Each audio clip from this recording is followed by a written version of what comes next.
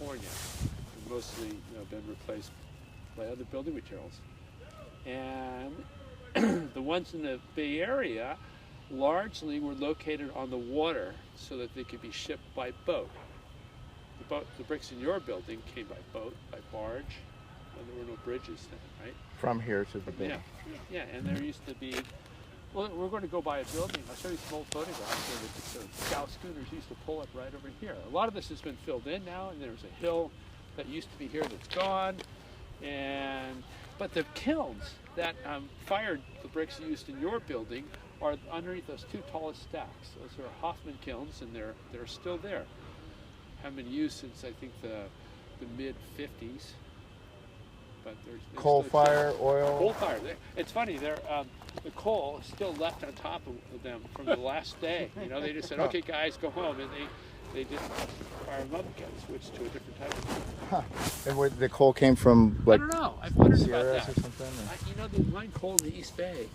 That was a low quality coal, but maybe You go see the coal mines in the East Bay. It's up near Antioch in Pittsburgh. So they mine coal there, but I don't know to what extent it was, what purposes it was used.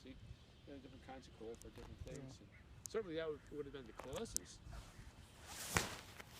Very cool. So, mining used to be a hill over there where the trees are farther than that, and a mile or so away, where for some decades the major mine was, and this railroad would bring the clay to the brick yard to make bricks out of it. Where did the family live back in the day when things first started out? What? Where did the family live? Well, you had 2,700 acres here. Yeah. So there was a state park called McNear's Beach. Yeah. And that was a compound, and there were a lot of houses there. And I know that some of my family lived there. Oh, you know what? There's in that subdivision on the other side of that hill, there remains a really neat old, it was called the ranch house. It's kind of a ranch mansion that was my great-grandfather's house. So that's where some of them lived. That's very cool. You can go up there and see it if you want. Yeah. On the way out of here, go up Knight Drive, and it's on the left. KNIGHT. Yep, just after Castlewood. All right. Okay, so nowadays, bricks used to be a building material, and they strive for perfection. Everything make it uniform, and now it's just the opposite. People use brick for aesthetic reasons only, and strive for imperfection. At least that's what we do. We make a range of products. Some of our stuff, like those tannish colored ones over there, are trying to be perfect, square, uniformly colored, but mostly what we sell today is the stuff that has variation. It's matching historic bricks and that sort of thing. It's the old look, but it's new. Yes, exactly. Strive for imperfection. I like that quote. I'm going to put that on our trucks. Yes. Yeah, I like it. And the other big thing that isn't really affects you guys at all is hopefully I can achieve the brick world is changing to thin brick. It's no longer a thick veneer product. It's waterproofers don't like thin brick. They don't? No. Why? Because you glue them to a precast panel, and then you hang them on your building, and you say it's never going to leak. But then the panel cracks, and the brick has no way to keep water out. It's too thin. Yeah. It's not your problem. I know. It's my problem. Get a better panel. Okay. Show you guys loading the kiln that made your bricks. That's a Hoffman kiln. Here they are building the Hoffman kiln. Oh my God. It mentioned in that little thing, that PDF thing that I found, that there was already an operation here. Yeah, the 410 Brick Company. They were on the same location. How long were they? I don't know. We claim our origins as them. So we go back to 1868 or something like that. And that's when they started? Well, that's how long my family owned the property. Got it. So we figured, they were already there. We'll just because we don't know. Huh? Who knows? Nobody's around from that time. Yeah. Wow. Very cool. Yeah. And here's some Chinese coolies loading bricks by hand and. What were those wooden shoes? Who used those? Those are recent. Those I don't. This is kind of our brick museum, but those are not old. Those were walking on hot surfaces. But these, the brick molds are old. They were used to make bricks. Wow. Brick mold. Oh yeah, look at that. You know, Yeah. okay, so one of our this is an old one. Those bricks that we call, we have a whole series of historic looking bricks called sand molds. And this is a sand mold, an actual thing. When they would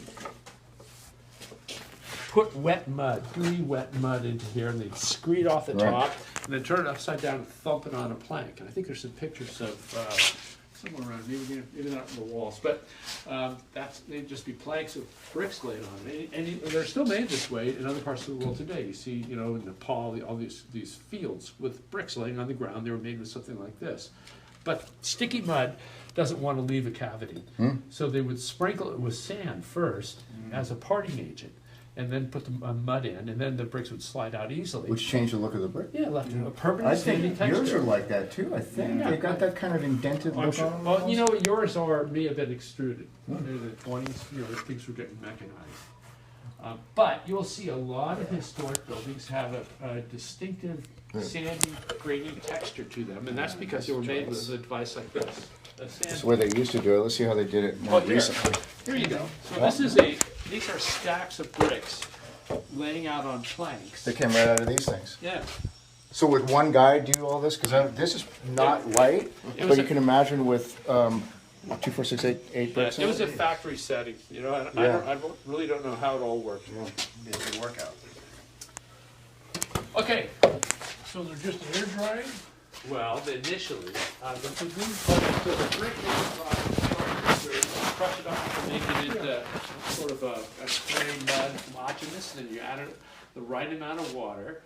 And this is old. This is just, you know, how it was done then. And then you put it in a mold, and then you'd dry it. And you have to dry it carefully because clay shrinks when it dries. And if you shrink the outside more than you shrink the inside, you'll crack it. So you have to dry it slowly, carefully, and then after it's dried, it's just a dried mud brick, adobe. You know, put straw in it, and it's actually a pretty strong building material, but it's not weatherproof at all. And That's the way the Great Wall was built. no, that Great Wall's got a lot of it's fired clay brick. It's real fired clay brick there. The Mexicans did a lot of adobe construction. Then you just put stucco on it, and it works great. Yeah. So. But for us and for the Chinese, after the drying step, you'd fire them in kilns, and that you again have to do it carefully because bricks shrink when they get fired. So you want to shrink the outside about the same rate as you shrink the inside so they don't crack, and then you fire them high enough. Hey, look, there's your building over there. High enough, so that they fuse together and become a very strong. It's the exact flyer that I sent you guys yesterday. Yeah. Is that a sales flyer or something like that, you think? It is, from like 1920 something or other. Yeah. And check out the one underneath it. The next building down is the Shrine Hospital, the old Shrine Hospital. Shrine Hospital for crippled children. Yeah. They don't call them that anymore. They special needs. Those lawsuits are all done and paid now. Yeah. I mean, that's what they were, right? Crippled children, you know. We can't say that though. Jeff, I'm shocked. My dad went to hospital there. He had a No kidding, you're the second guy that I met a guy riding bikes at the top of Mount he had Tam. a His club dad. foot. Yeah, that's cool. He spent a lot of his childhood going in that. Oh, that's so neat. Yeah. Is it okay if I take a picture of the Yeah, picture? yeah. Are you sure? Yeah. Okay, I have witnesses. He said it was okay. French copyrights, you know. Yeah. That That's is very a great cool. shot. So how has this company changed in your lifetime? Other than being able to do things with computers and not paper? All right, in my lifetime, we have changed from firing the brick in field kilns, which are just essentially boxes with three permanent walls. You'd stack bricks in and build the fourth wall, and then stack some bricks on the top and just put in huge amounts of natural gas in both sides, two sides of them, and fire them for a week, and then let them cool off, and then the bricks. And of course, you'd have the bottom ones would be overfired, the next layer up would be just right, and the top ones would be underfired. It was a really primitive way to make bricks. Then we switched to a tunnel kiln, which we use today. Okay. And that's a more advanced, much less labor intensive, much higher quality return. that's one change. We stopped mining. Okay, so this is a Hoffman kiln. And then it's essentially an oval-shaped tunnel. So it goes round and around and around. It was continuous. We put this in here because the roof was collapsing. We just put some old bricks in there so that it wouldn't fall down any worse than it already was. We appreciate that. Yeah, we need those. Go ahead, pull them out. So the way this would work is it was a continuous process, much like our tunnel kiln. They'd have two teams of men.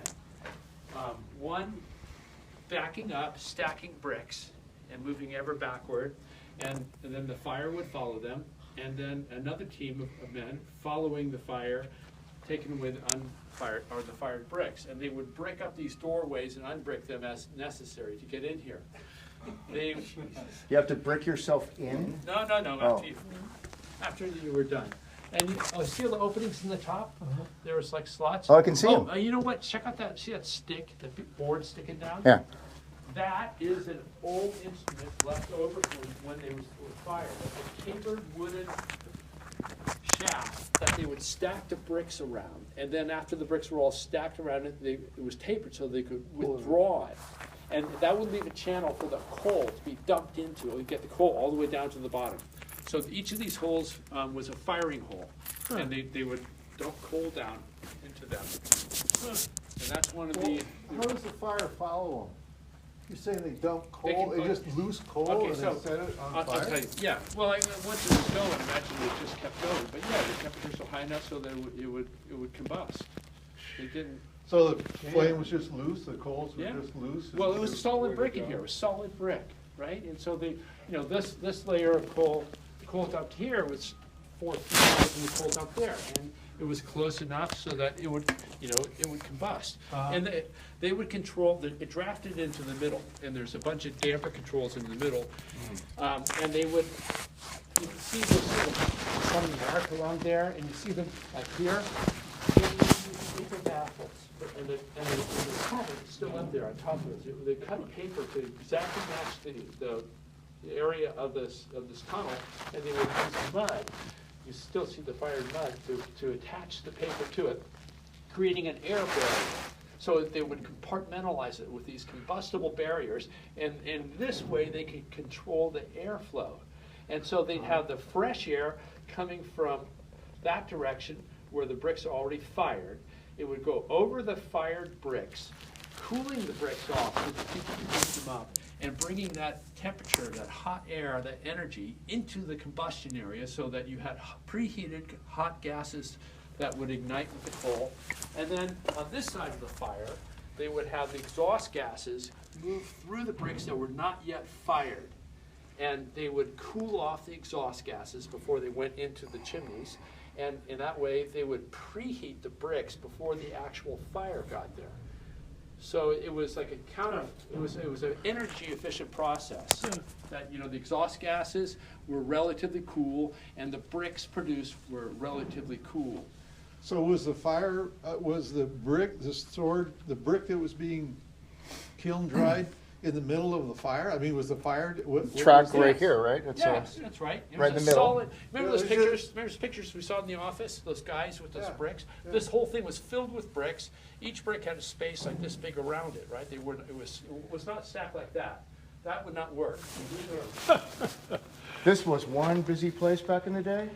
Yeah, and more labor than this big. See those devices with handles? Those are the dampers, and that's those lever items were raise and close dampers. Yeah, just like This isn't Shit, proprietary. I can fireplace. take a picture. You sure this isn't your new technology? Yeah, okay. This was committed to the dust of time. But look at this. How many, raise your hand if you've seen the top of a kiln before like this. Yeah. Thomas, you're literally walking into mine. There's like one guy would do it. Oh, I got that wrong. This was, the job was, there used to be bats and stuff. Oh, you know what? Okay, here's an interesting picture. So this chimney here is a landmark for the birder set. There's a type of bird called a Vos swift. Any of you guys birders? Care about birds? Oh, yeah. Well, swifts are a funny Bird, they cannot stand on flat ground. Apparently they need to hang on a tree trunk or a cliff or something like that. And they